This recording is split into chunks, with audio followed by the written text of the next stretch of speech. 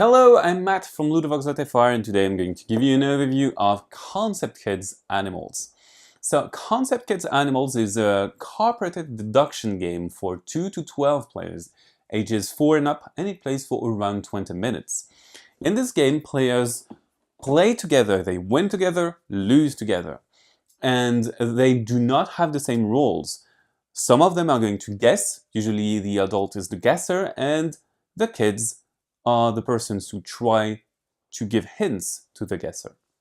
So we are trying to guess animals which are on the cards, and the cards have animals on them but not written. They are drawn so that the kids who can't read yet can basically play the game. You know, it's a 4+ game.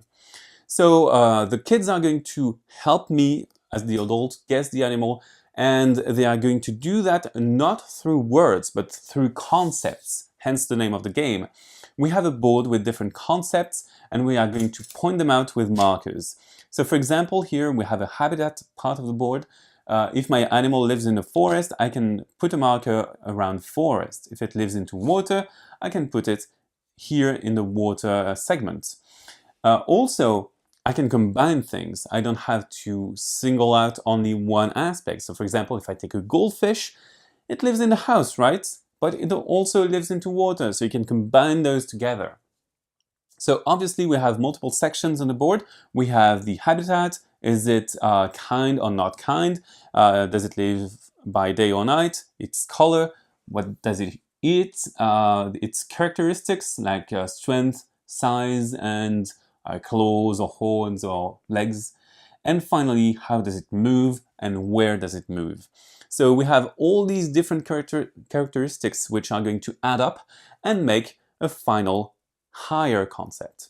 So let's have an example here. So I just drew a card from my deck of 12 cards that we are going to deal out face down before the game. I just place it here without looking at it because I am the adult and I am the guesser. So only the kids can see that card. So for the example, I'm just going to check. It's a panda. So the kids have to make me guess a panda. They can refer on the card, so they can tell me that it has fur and 4 legs, that it is black and white. So that's what they can see on the card, but they can go further if they have knowledge of a panda. They can tell me that it lives in the forest, that it is quite a big animal, and that it moves slowly. I have as many answers as I can muster. If I manage to find the right animal, if I manage to find panda, I'm going to score the card for all of the players. If I don't, if I can't find the right answer, I might give up. If I give up, I'm just going to place the card into the box, and this is a lost point for the team. So whatever the result, we are going to remove the markers and move on to the next round, in which we are going to draw another card and then guess another time. We are going to do that a total of 12 times because we have dealt 12 cards, and at the end of the game we're going to check how many cards that we have scored. We have a reference on the rule book that is going to tell us how big our success is.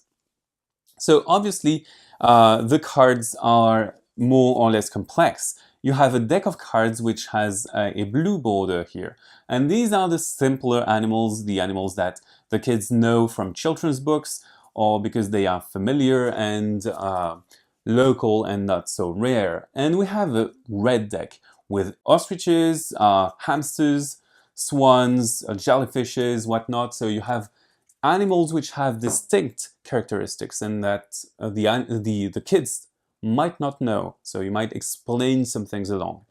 So you can make the game evolve with the players by selecting the blue or the red cards, but you can also swap roles. So for example, the kids might be guessers instead of you, and you might change the economy of the game around. So for example, having only one person who helps guess a concept and all of the players' guesses.